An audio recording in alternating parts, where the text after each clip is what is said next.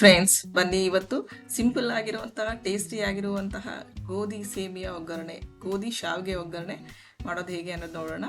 ತುಂಬ ಇನ್ಸ್ಟೆಂಟಾಗಿ ಆಗುತ್ತೆ ಮತ್ತು ಫಾಸ್ಟಾಗಿ ಕೂಡ ಆಗೋದ್ರಿಂದ ಬೆಳಗಿನ ಉಪಹಾರಕ್ಕಾದರೂ ಆಗಿರಬಹುದು ಅಥವಾ ಈವ್ನಿಂಗ್ ಸ್ನ್ಯಾಕ್ಸಿಗಾದರೂ ಆಗಿರಬಹುದು, ಇದನ್ನು ಮಾಡಬಹುದು. ಚೆನ್ನಾಗಿರುತ್ತೆ, ಗೋಧಿ ಆಗಿರೋದ್ರಿಂದ ಹೆಲ್ತಿ ಕೂಡ ಆಗಿರುತ್ತೆ ಫ್ರೆಂಡ್. ಓಕೆನಾ? ಸೊ ಇದಕ್ಕೆ ನಾನು ಸೇಮಿಯಾ ತೊಗೊಂಡಿದ್ದೀನಿ, 1 ಬೌಲ್ ಆಗೋಷ್ಟು ಸೇಮಿಯಾ. ಓಕೆನಾ? ಆ್ಯಕ್ಚುಲಿ ತುಂಬ ತೆಳ್ಳಗಿರುತ್ತಲ್ಲ ಸೇಮಿಯಾ, ಇದು ಬ್ಯಾಂಬಿನೋ ಅಲ್ಲ, ಇದು ಡಿಫ್ರೆಂಟ್ ಸೇಮಿಯಾ ಇದೆ ನೋಡಿ, ತೆಳ್ಳಗಿದೆ ಅಲ್ವಾ. ಈ ಥರ ತೆಳ್ಳಗಿರೋಂಥ ಒಂದು ಸೇಮಿಯಾ ತೊಗೊಂಡಿದ್ದೀನಿ, 1 ಬೌಲ್ ಆಗೋವಷ್ಟು. ಇದನ್ನು ಮೊದಲಿಗೆ ಏನು ಮಾಡಬೇಕು ಅಂತ ಹೇಳಿದ್ರೆ, ನಾವು 2 ನಿಮಿಷಗಳ ಆಗೋಷ್ಟು ಟೈಮಲ್ಲಿ ನಾವು ಇದನ್ನು ನೀರಲ್ಲಿ ನೆನೆ ಹಾಕಬೇಕು. ಉಪ್ಪು ಮತ್ತು ತಣ್ಣೀರು ಇದರಲ್ಲಿ 2 ಮಿನಿಟ್ಸ್ ನೆನೆ ಹಾಕಬೇಕು. ಅದು ತುಂಬ ಹೊತ್ತು ಬೇಡ, ಯಾಕಂದರೆ ತುಂಬ ಹೊತ್ತಾದರೆ ಮುದ್ದೆ ಆಗೋಗುತ್ತೆ. ಜಸ್ಟ್ 2 ಮಿನಿಟ್ಸ್ ನೆನೆ ಹಾಕಬೇಕು. ನೋಡಿ ಈ ರೀತಿಯಾಗಿ ಆಗಿದೆ ಅಲ್ವಾ. ಈ ರೀತಿ 2 ಮಿನಿಟ್ಸ್ ಆದಮೇಲೆ ಸ್ಟೇನ್ ಮಾಡಿಕೊಂಡು ಒಂದು ಬೌಲಲ್ಲಿ ಹಾಕ್ಕೊಳ್ಳೋಣ. ಓಕೆನಾ? ಇದರಲ್ಲೇ ಒಂಥರ ಆಫ್ ಬಾಯ್ಲ್ಡ್ ಆಗೋಗಿರುತ್ತೆ ಇದು ಆ್ಯಕ್ಚುಲಿ, ಅಂದರೆ ಸ್ವಲ್ಪ ಆಲ್ರೆಡಿ ಮೆತ್ತಗಾಗಿ ಹೋಗ್ಬಿಟ್ಟಿರುತ್ತೆ. ಓಕೆನಾ?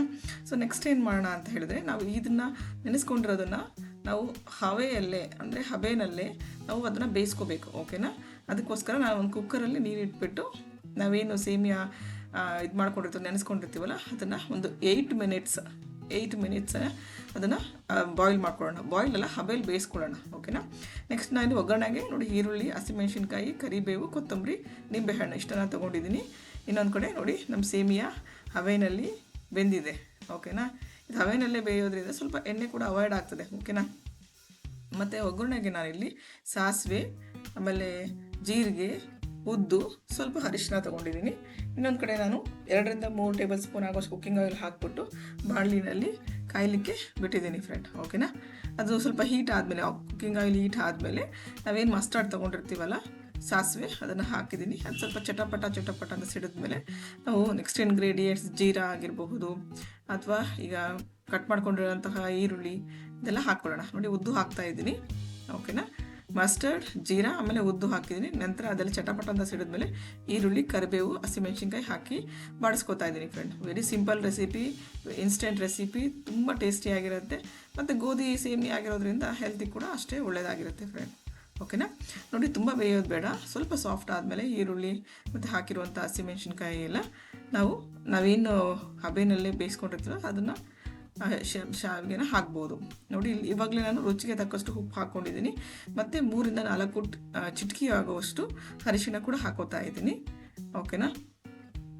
ನೋಡಿ ಈ ರೀತಿಯಾಗಿ ಬಾಡಿಸ್ಕೊಳ್ಳೋಣ. ಈಗ ಒಂದು ಸ್ವಲ್ಪ ಇದು ತುಂಬ ಜಾಸ್ತಿ ಅಲ್ಲ, ಸ್ವಲ್ಪ ಬೆಂದ ಮೇಲೆ, ಅಂದರೆ ಸ್ವಲ್ಪ ಸಾಫ್ಟ್ ಆದಮೇಲೆ ನೋಡಿ, ನಾವು ಏನು ಹಬೆಯಲ್ಲಿ ಬೇಯಿಸ್ಕೊಂಡಿರ್ತೀವಲ್ಲ ಶಾವಿಗೆ, ಅದನ್ನು ಹಾಕಿದ್ದೀನಿ. ತುಂಬ ತೆಳು ಶಾವಿಗೆ, ತುಂಬ ಹೊತ್ತು ಒಲೆ ಮೇಲೆ ಕೂಡ ಈ ಥರ ಸ್ಟವ್ ಮೇಲೆ ಇದು ಮಾಡೋ ಅವಶ್ಯಕತೆ ಇರಲ್ಲ.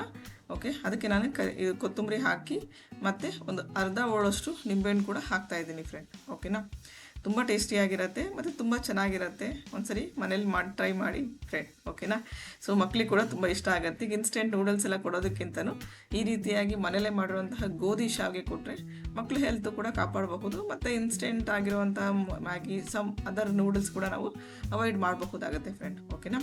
ಸೊ ಫ್ರೆಂಡ್ಸ್, ನೀವು ಕೂಡ ಮನೇಲಿ ಟ್ರೈ ಮಾಡಿ ನನಗೆ ಕಮೆಂಟ್ ಮಾಡಿ ಹೇಗಿತ್ತು ಅಂತ ಹೇಳಿ. ಓಕೆನಾ? Thank you for watching.